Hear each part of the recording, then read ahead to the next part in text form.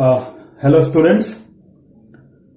उम्मीद करता हूं कि जो पिछला वीडियो मैंने बनाया था वो सब आपने देखा होगा और आपको ठीक लगा होगा। पिछला वीडियो में मैंने आपको बताया था कि क्यों दुनिया के बहुत सारे देशों में फीमेल का पॉपुलेशन कम है। आज हम बात करेंगे एज पिरामिड। एज पिरामिड क्या होता है? सीबीएसई के एग्जाम्स में कई बार ये क्वेश्चंस आए हैं, इसलिए एग्जाम पॉइंट ऑफ व्यू से बहुत इंपॉर्टेंट हो जाता है। So today our topic is age pyramid, different types of age pyramid and how we are going to identify this age pyramids. So first thing, what is age pyramid? Answer is very simple. Age pyramid is a diagram which shows male and female population with the help of bar graph. Did you get my point? Age pyramid is a diagram which shows male and female population of a country with the help of bar graph.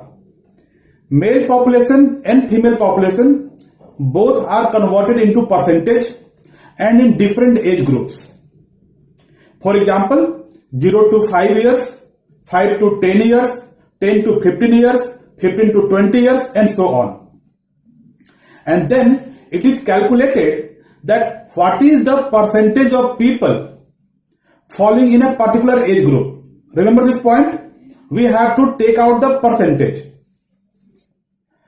तो पहला point मैंने क्या बताया कि age pyramid एक diagram होता है जिसमें मेल और फीमेल पॉपुलेशन बार ग्राफ के मदद से हम दिखाते हैं। मेल पॉपुलेशन और फीमेल पॉपुलेशन को हम क्या करते हैं, अलग अलग एज ग्रुप में डिवाइड कर लेते हैं। ये age group 0 to 5 years, 5 to 10 years, 10 to 15 years ऐसे हो सकता है, लेकिन कोई जरूरी नहीं कि ऐसे ही हो। कुछ और कंट्री में ये 0 to 4 years, 4 to 8 years, 8 to 12 years ऐसा भी हो सकता है। कहने का मतलब ये कि अलग अलग एज ग्रुप में हम उसको बांट लेते हैं। बांट लेने के बाद में हम ये निकालते हैं कि पर्टिकुलर एज ग्रुप में पूरे पॉपुलेशन का कितना परसेंट आ रहा है। ये डेटा हमारे पास अवेलेबल होना चाहिए। अब अगर ये डेटा हमें मिल गया है मेल का और फीमेल का भी, तो हम बनाते हैं क्या, बार ग्राफ बनाते हैं, हॉरिजॉन्टल बार बनाते हैं। लेफ्ट हैंड साइड में मेल्स दिखाते हैं, राइट हैंड साइड में फीमेल्स को दिखाते हैं। So in the left hand side we are going to display the male population and on the right hand side we are going to display female population. And when the entire diagram is completed, the entire diagrams look roughly like a triangle, and that's why it is called as pyramid. We are showing different age groups, that's why it is called as age pyramid. Sometimes we also call it as age sex pyramid. Why age sex pyramid?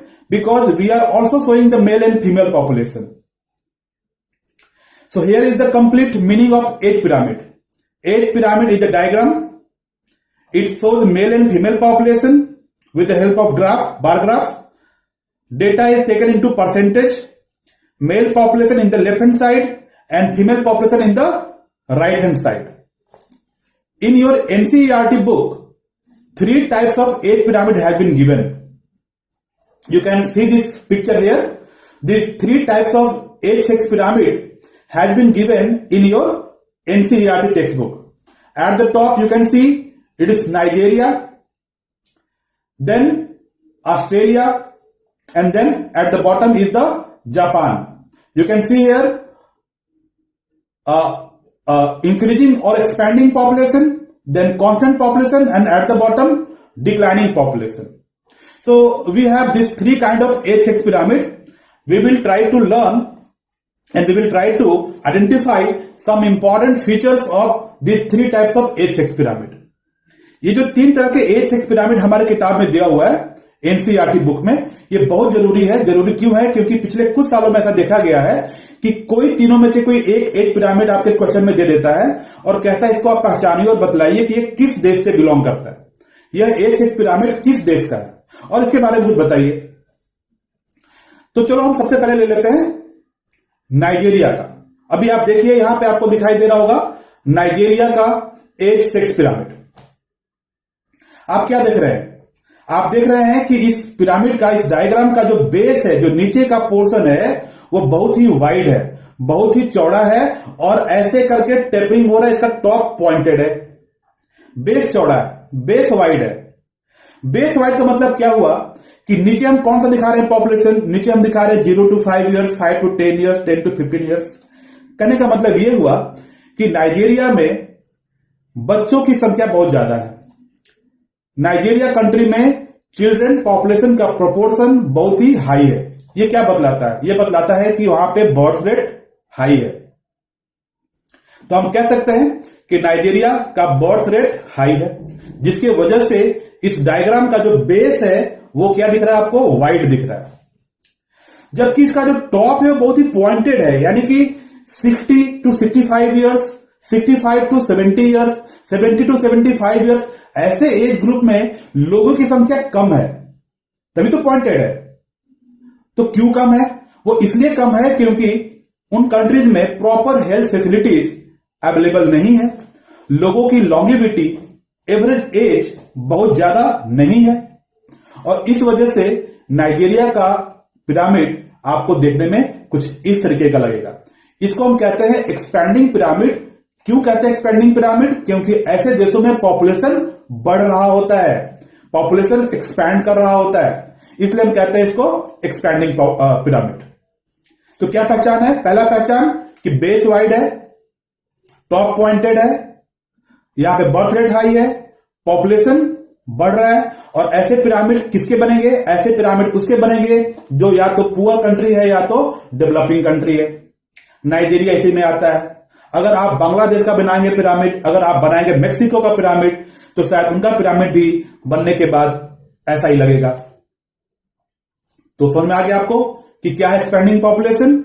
Expanding population का जब भी example देने के लिए आए तो आप इसका आंसर लिखेंगे नाइजीरिया। चलिए अब बात करते हैं constant population. There are some countries in the world where population is not increasing. Why it is not increasing? Because birth rate and death rate both have been matched.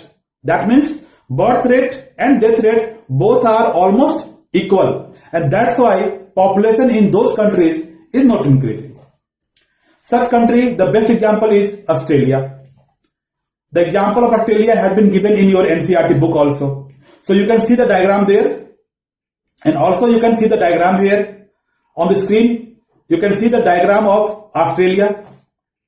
Can you identify certain feature? क्या आपको इस diagram को देखने से एक घंटी, एक bell का कुछ शेप आपके दिमाग में आ रहा है? जरूर आ रहा होगा। और इसलिए ऐसे एक सिक्स पिरामिड को हम बेल शेप्ड पिरामिड भी कहते हैं। क्योंकि ऐसे कंट्री का पॉपुलेशन नहीं बढ़ रहा है, बर्थ रेट और डेथ रेट ऑलमोस्ट इक्वल हो गया है, तो इसको हम कहते हैं कांस्टेंट पिरामिड। कौन सा pyramid? Constant pyramid. Why? Because population is not increasing, population is constant. Year after year, population is almost fixed, and that's why it's called as constant pyramid. तो constant pyramid का best example अगर exam में पूछे तो आपका answer क्या होना चाहिए? आपका आंसर होना चाहिए ऑस्ट्रेलिया। फिर से जरा एक बार रिपीट कर लेते हैं। ऑस्ट्रेलिया का पॉपुलेशन नहीं बढ़ रहा, इसका बेस बहुत वाइड नहीं है, कंपैरेटिवली छोटा बेस है, स्मॉलर बेस है, बर्थ रेट और डेथ रेट ऑलमोस्ट बराबर हो गए हैं, इसके वजह से पॉपुलेशन कांस्टेंट है। और खास बात कि इसको हम बेल शेप्ड पिरामिड भी कहते हैं। एग्जाम में अगर पूछता है give example of country which है bell shaped age sex pyramid, and then you will write Australia. अब तीसरा जो पिरामिड है, तीसरा पिरामिड आप देखिए स्क्रीन पे, ये रहा तीसरा पिरामिड। तो ये जो तीसरा पिरामिड है इसको हम कहते हैं डिक्लाइनिंग पॉपुलेशन। वर्ड ही कह रहा है कि डिक्लाइनिंग पॉपुलेशन, यानी ऐसे कंट्री में पॉपुलेशन डिक्लाइन कर रहा है, पॉपुलेशन बढ़ नहीं रहा, पॉपुलेशन डिक्लाइन कर रहा है। अब आपने जो पिछले क्लासेस पढ़े हैं जरा अनुमान कीजिए क्यों डिक्लाइन करेगा, कब किन हालात में पॉपुलेशन डिक्लाइन करता है? Population will decline only when birth rate is lower than the death rate. When the country become very advanced, like Japan, Germany and some other countries also, in their countries, birth rate become very, very low. People get married at very higher age, and both of them, husband and wife, are working, very high ambition, and that's why they don't want big families.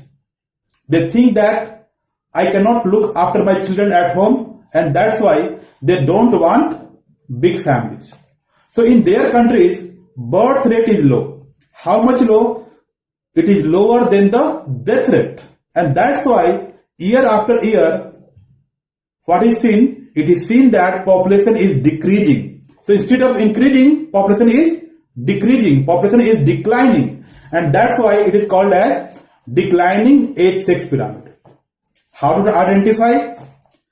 You can identify by seeing the age sex pyramid. You can notice the base. Base is very much narrow. आप देखिए इस pyramid का जो base है, जो नीचे का portion है, वो बहुत ही पतला है। पतला है इसका मतलब क्या हुआ कि जो नीचे एज ग्रुप है, नीचे एज ग्रुप कौन सा है? बच्चों का एज ग्रुप है 0 to 5 years, 5 to 10 years, 10 to 15 years। इस एज ग्रुप में लोगों की संख्या कम है, बच्चों की संख्या कम है। ये बतलाता है कि यहां बर्थ रेट बहुत लो है। लेकिन इसका टॉप देखिए, इसका टॉप बहुत पॉइंटेड नहीं है। टॉप में भी बहुत सारे लोग हैं, बहुत सारे ओल्ड पीपल जो है वो इस कंट्री में है। तो यहां एक बात और समझ में आती है कि ऐसे कंट्री में एजेड पीपल का, ओल्ड पीपल का प्रोपोर्शन अच्छे खासे मात्रा में है। तो इससे एक और बात मालूम चलती है कि यहां पर लाइफ स्पैन लंबा है, लॉन्गेविटी ज्यादा है, हेल्थ सर्विसेज अच्छे हैं। तभी तो यहां पर लोगों की आयु 70 ईयर्स, 80 ईयर्स, 90 ईयर्स है। 60 to 65 years, 65 to 70 years, 70 to 75 years, ऐसे एज ग्रुप में लोगों की संख्या ज्यादा होने का क्या मतलब हो सकता है? यही मतलब हो सकता है कि यहां पर हेल्थ सर्विसेज अच्छे हैं, लोगों का जीवन स्तर अच्छा है, लिविंग स्टैंडर्ड ऊंचा है। तो ये हमने पढ़े 3 तरह के एज सेक्स पिरामिड आज। पहला पिरामिड का नाम है एक्सपैंडिंग पॉपुलेशन, एग्जाम्पल होगा नाइजीरिया। दूसरा पढ़ा हमने कांस्टेंट पॉपुलेशन, इसका एग्जाम्पल होगा ऑस्ट्रेलिया, इसको बेल से पिरामिड भी कहते हैं। एंड तीसरा हमने पढ़ा डिक्लाइनिंग पॉपुलेशन, और इसका एग्जाम्पल हम देंगे जापान, पॉपुलेशन यहां पे घट रहा है।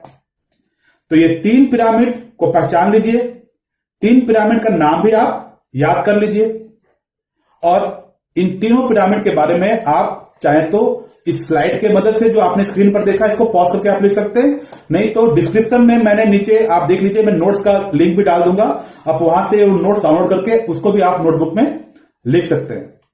तो उम्मीद करता हूं कि यह क्लास आपको अच्छा लगा होगा। अगले दिन हम किसी एक नए टॉपिक के साथ फिर से मिलेंगे। आपको अगर मेरा ये क्लास अच्छा लगा है तो प्लीज इस वीडियो को लाइक कीजिए, अपने दोस्तों में शेयर कीजिए और मेरे चैनल को सब्सक्राइब कीजिए। Thank you very much.